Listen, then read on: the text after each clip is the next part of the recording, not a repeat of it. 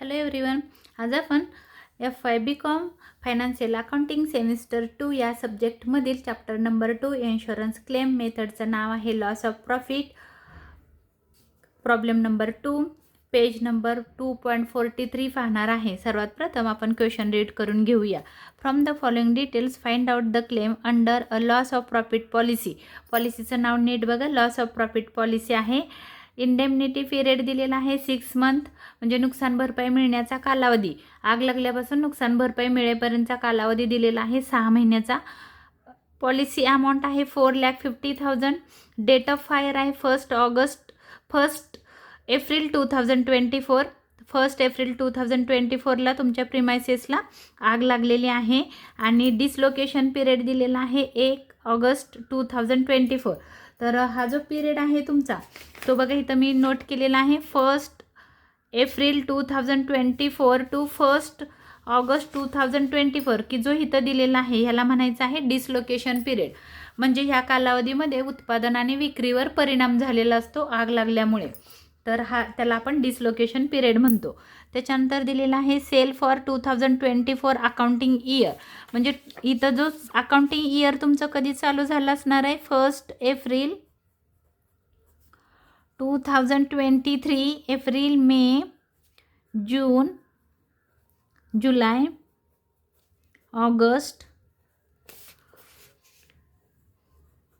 September, October, November, December, जानेवारी, फेब्रुवारी आणि मार्च. 31 मार्च 2024. तर हे तुमच्या इयर आहे. हे इथं सांगितलं अकाउंटिंग इयर 2024, म्हणजे इथं 31 मार्च 2024चं आहे. आणि आग लागली कधी, तर आग लागल्याची तारीख आहे 1 एप्रिल. बघा इथं लिहिले 1 एप्रिल 2024. म्हणजे एप्रिलपासून तुम्ही जर इथं मार्चपर्यंत आला 31 मार्च 2025, हे तुमचं करंट इयर आहे, आग लागल्याचं इयर आहे. आणि हे आग लागण्याच्या अगोदरचं इयर आहे, प्रिव्हियस इयर आहे. आणि ह्याला आपण म्हणूया इथं प्रिव्हियस इयर. आणि त्याचे सेल्स आहेत 18 लाख. नीट बघूया किती आहेत. 18 लाख. तर हे प्रिव्हियस इयरचे सेल्स आहेत आणि हे आहे करंट इयर, म्हणजे आग लागल्याचं इयर. ह्याचे सेल्स आपल्याला आपण बघूया कुठं दिलेत ते. तर पुढं सांगितलेलं आहे हे प्रिव्हियस इयरचे सेल्स आहेत. ह्या सेल्सचा उपयोग तुम्हाला ग्रॉस प्रॉफिट रेट फाइंड करण्यासाठी करायचा आहे.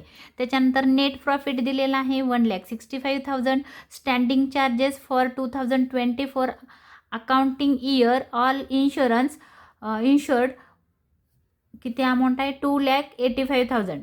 स्टँडिंग चार्जेस म्हणजे असे चार्जेस आहेत किंवा असे खर्च आहेत की तुमचा बिझनेसला आग लागल्यानंतर सुद्धा ते चालूच आहेत.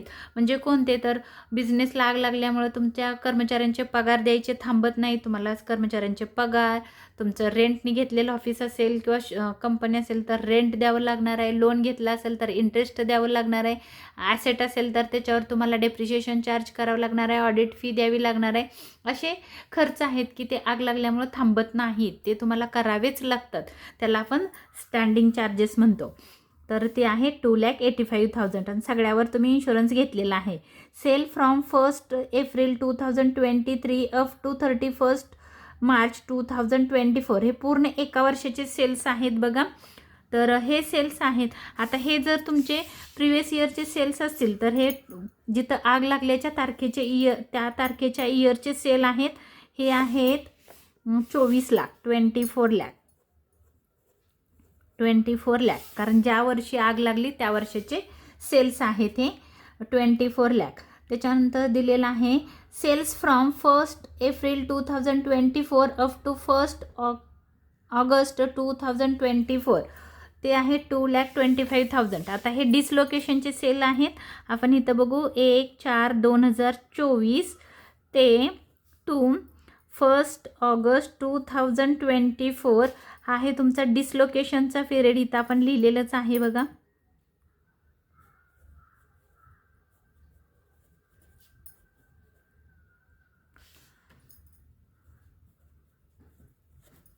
डिसलोकेशनच्या पिरियडचे सेल्स आहेत. तर त्याच्यानंतर सांगितलेलं आहे sale from 1 April 2023 up to 1 August 2024 नाही, चुकून झालेलं आहे, प्रिंटिंग मिस्टेक आहे. तर हे आहे 2023 आहे. तर करस्पॉन्डिंग सेल्स आहेत. तर त्याची तारीख बघा 1/4/2023 2023 टू 1 ऑगस्ट 2023 हे आहे तुमचे करस्पॉन्डिंग पिरियड.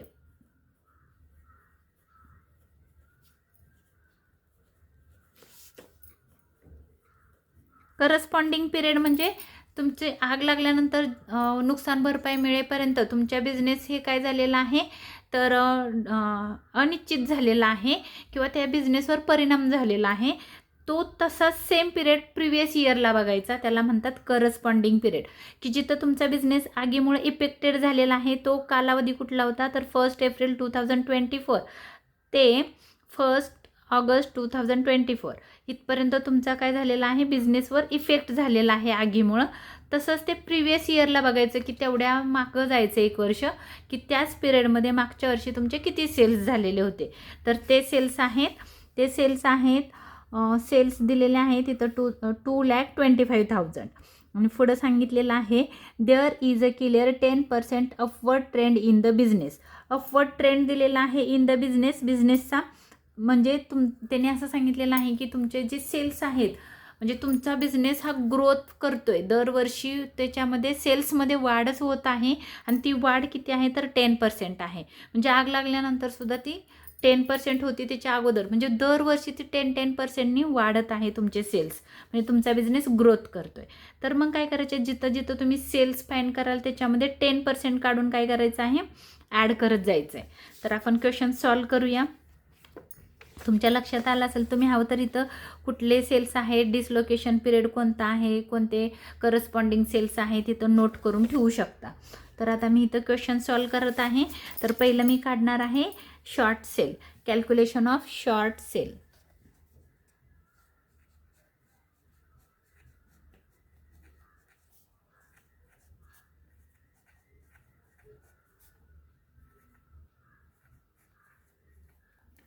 त्याच्यामध्ये आपण घेतो पहिलं करस्पॉन्डिंग सेल्स.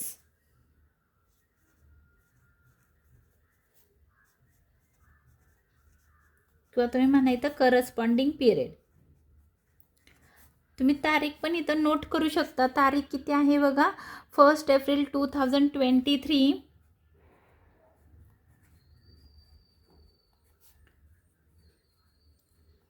टू, आपल्याला इथं पुढं तारीख अमाऊंट लिहायला जागा पाहिजे म्हणून मी खाली लिहिते टू 1 ऑगस्ट किंवा 8 अशी तारीख पण टाकली तरी चालेल.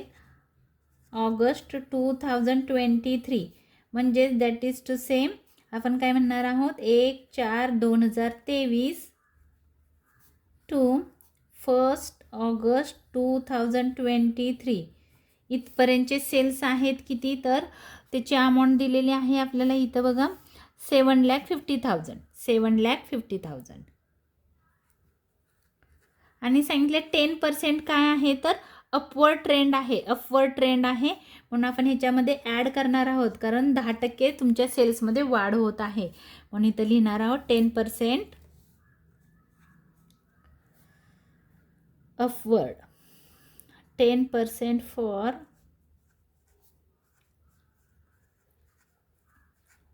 Upward trend. आता तो कसा काढला तर 7,50,000 इंटू 10%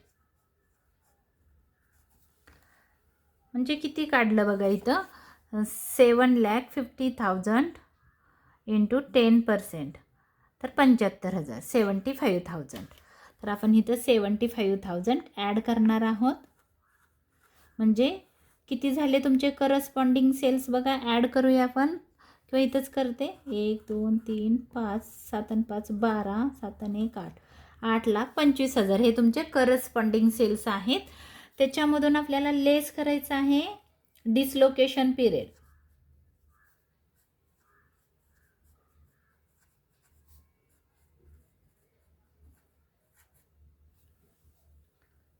तर डिसलोकेशन पिरियड कुठला आहे, तर जिथं तुमच्या बिझनेसला इफेक्ट झालेला आहे आग लागल्यापासून ते नुकसान भरपाई मिळण्यापर्यंतचा पिरियड.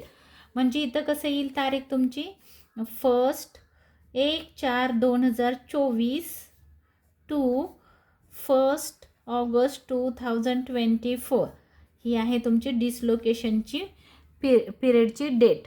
तर अमाऊंट दिलेली आहे 2,25,000. इथं तारीख दिलेली आहे बघा 2,25,000. 2,25,000 आपण आत लिहूया इथं 2,25,000, कारण मग आपल्याला मायनस करायचं आहे म्हणून. तर मग ह्याच्यामध्ये काय करायचं आहे, 2,25,000मध्ये 10% जे सेल्स आहेत 2,25,000 कुठे गेलं, इथं आहे. तर बघा इथं आपल्याला काय करायचं आहे 2,25,000 इथंच लिहूया आपण 2,25,000 अपवर्ड. ह्या सेल्सला अपवर्ड नाही करायचं, कारण इथं आग लागल्यामुळे ते इफेक्ट झालेले असणार आहेत. तिथं वाढ नाही होणार आहे तुमच्या सेल्समध्ये, उलट कमी होणार आहेत. म्हणून आपण इथं त्याला हे नाही करायचं, ॲड नाही करायचं. पूर्वी ते अपवर्ड होते, पण आग लागल्यानंतर ते अपवर्ड असणार आहेत का, तर नाही. तर मायनस करूया, किती येतं आहे बघूया, 0.06 लाख. ह्याला म्हणायचं आहे शॉर्ट सेल. मायनस केलं, हे आले तुमचे शॉर्ट सेल. आता आपल्याला काय करायचं आहे, ग्रॉस प्रॉफिट रेट फाइंड करायचं आहे. ग्रॉस प्रॉफिट रेट, किंवा तुम्ही असं पण म्हणू शकता calculation of gross profit rate. आता ग्रॉस प्रॉफिट कसा काढायचा आहे, तर net profit plus standing charges divide by previous year's sales into 100. तर फॉर्म्युला आपण इथं टाकू, net profit plus standing charges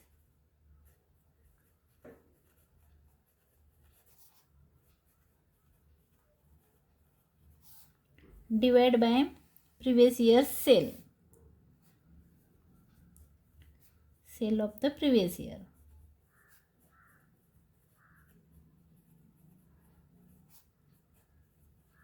into 100. Percentage काढताना नेहमी 100च घेतो इंटू.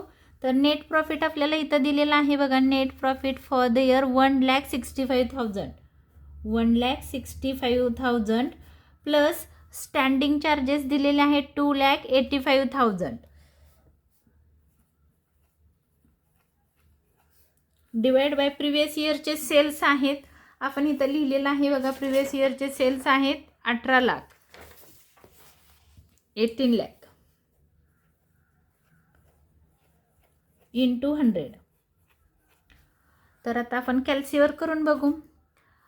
1,65,000 प्लस 2,85,000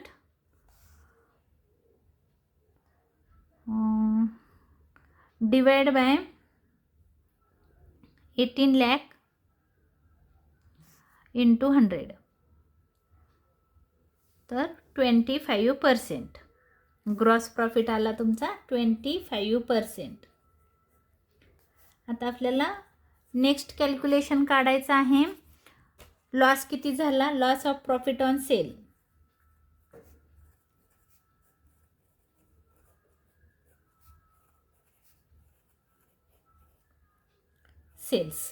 तर आता इथं कसं काढायचं, तर हा 25%चा हे दिलेला आहे आपल्याला, आणि लॉस किती झाला सेलवर ते फाइंड करायचं आहे. म्हणून जे शॉर्ट सेल तुम्ही काढलेले आहेत इंटू ग्रॉस प्रॉफिट रेट. म्हणून इथं आपण म्हणणार आहोत ग्रॉस प्रॉफिट रेट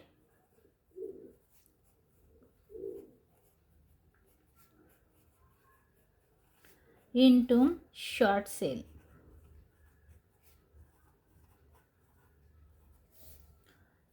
25% म्हणजे 25/100 आहे, इंटू 25% इंटू शॉर्ट सेल्स आहे 6 लाख.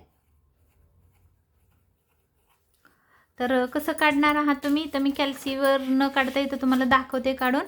तुम्ही असं काढायचं आहे 6 लाख इंटू 25% डिवाइड बाय 100 आहे. ह्या 2 झिरोला हे 2 झिरो गेले, आणि 25 6चं किती येतं बघायचं आहे, किंवा तुम्ही करू शकता 6,000 इंटू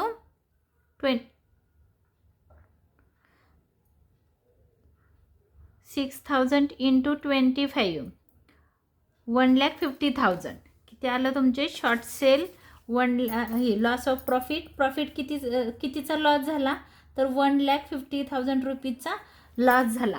मग तुम्ही काय करणार आहात इन्शुरन्स कंपनीला क्लेम पाठवणार आहात की आम्हाला एवढी नुकसान भरपाई द्या म्हणून.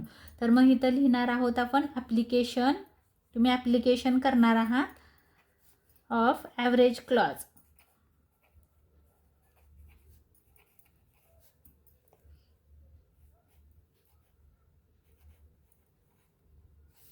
मग इथं घ्यायचं आहे इन्शुरन्स कंपनीचा कवर आपल्याला किती मिळतो. तर इथं लिहिणार आहोत आपण insurance cover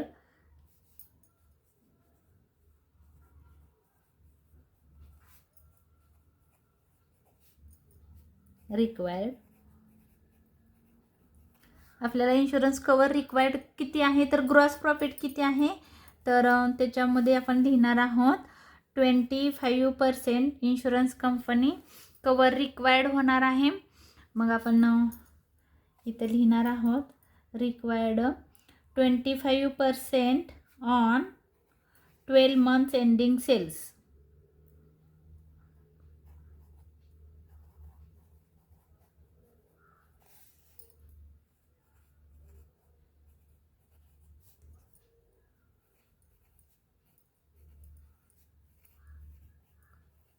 date of fire म्हणजे फायर झालेले सेल्स किंवा आपण करंट इयरचे सेल्स किती आहेत हे आग लागल्याच्या इयरचे सेल्स 24 लाख 24 लाख वर 25%. तर आता आपल्याला इथं काय करायचं आहे बघा जे पण तुमचे जे सेल्स आहेत ते 10% अपवर्ड आहेत म्हणून इथं आपल्याला 10% अपवर्ड करून घ्यायचं आहे. किती सेल्स होते 24,000 इथं आपण लिहून घेऊया 24 लाख प्लस 10% कारण आग लागल्यानंतर हे जे आपल्याला सांगितलेलं आहे की जो ट्रेंड होता तो अपवर्ड होता. आता आपण हे 10% कुठं घेतलेले आहेत हे लक्षात ठेवा. एक सेल्स घेतलेले आहेत की जिथं डिसलोकेशन करस्पॉन्डिंगला होतं आणि नंतर आपण कुठं घेतलेलं आहे जे करंट इयरचे सेल्स आहेत इथं आणि हे करस्पॉन्डन्स ह्या दोन ठिकाणीच आपण काय केलेलं आहे 10% ट्रेंड अपवर्ड केलेला आहे. तर 24 लाखावर 10% म्हणजे किती येतं तर अमाऊंट येणार आहे 24 लाख प्लस 10% म्हणजे 2,40,000 2,40,000 हे असं येईल. तर त्याची अमाऊंट तुम्ही काढायचं असेल तर तुम्ही काढू शकता 24 लाख 1 2 3 4 5 इंटू 10% अमाऊंट आली 2,40,000 प्लस 24 लाख तर अमाऊंट आली 26,40,000 किती आले हे जे कवर घेणार आहात तुम्ही त्याची अमाऊंट आलेली आहे 26 लाख. इथंच करते मी बरं ठीक आहे 26,40,000 ऑन लिहिले आपण 25% ऑन म्हणजे इंटू 25% किती अमाऊंट येते बघा इंटू 25% अमाऊंट आली 6,60,000 रुपीज 6,60,000. तर ही झाली आपली cover.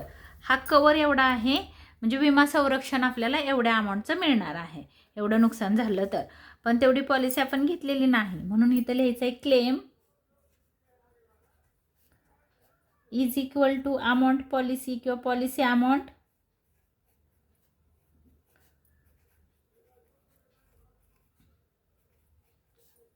Divide by insurance cover required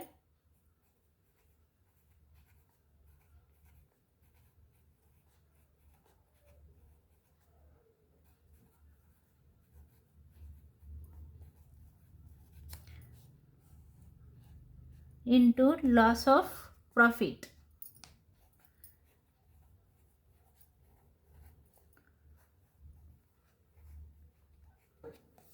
तर आता आपल्याला इथं अमाऊंट क्लेम काढायचा आहे किंवा आपण अमाऊंट इथं टाकून घेऊया. पॉलिसीची अमाऊंट किती आहे बघा क्वेश्चनमध्ये. पॉलिसीची अमाऊंट आहे 4,50,000. आपण इथं करूया 4,50,000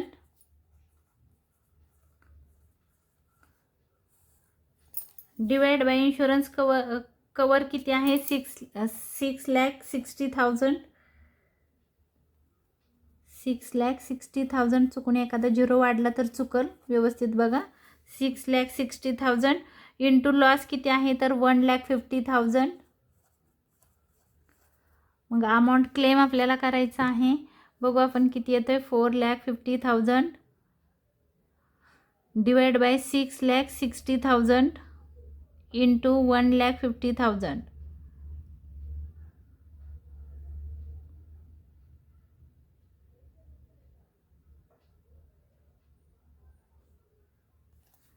परत करते. 4,50,000 डिवाइड बाय 6,60,000 इंटू 1,50,000. 1,02,272 पॉईंट आहे इथं, नीट बघा. रुपीज 1,02,72.72 असं आहे. म्हणजे 10,275. 10,002 थांबा, अमाऊंट नीट लिहिते, एकदा चुकली माझ्याकडून. रुपीज 1,02,272.72 असे आहे. म्हणजे किती आहे तर 1,02,272. म्हणून इथं आपण लिहिणार आहोत अमाऊंट क्लेम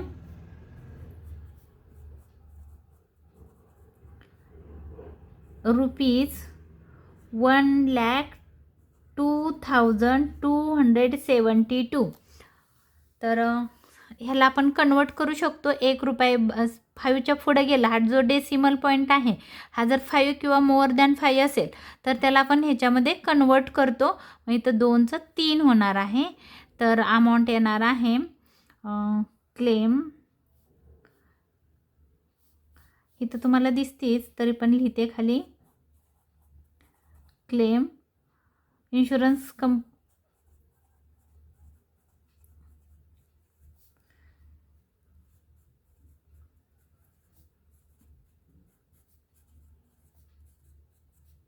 1,02,273. म्हणजे तुम्ही एवढा क्लेम करू शकता.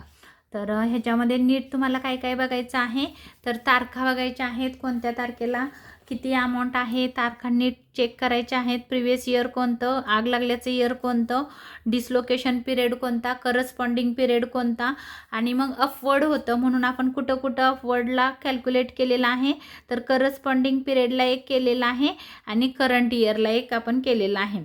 तर हे लक्षात ठेवा की अपवर्ड ट्रेंड आपण करंट इयर आणि करस्पॉन्डिंग पिरियडला कॅल्क्युलेट केलेलं आहे. डिसलोकेशन पिरियडला का नाही केलं, कारण डिसलोकेशन पिरियड हा असा पिरियड होता की ज्याच्यामध्ये आग लागल्यानंतर अपवर्ड तर ट्रेंड राहणारच नाही, तर आपलं नुकसान झालेलं आहे. त्याच्यामुळं काय झालेलं आहे की विस्कळीत झालेला आहे, बिझनेस इफेक्टेड झालेला आहे, म्हणून तो इफेक्ट भरून काढू नाही शकत. मग त्या कालावधीमध्ये आपली सेल्समध्ये वाढ होत नाही, म्हणून आपण इथं डिसलोकेशन पिरियडमध्ये 10% अपवर्ड घेतलेला नाही.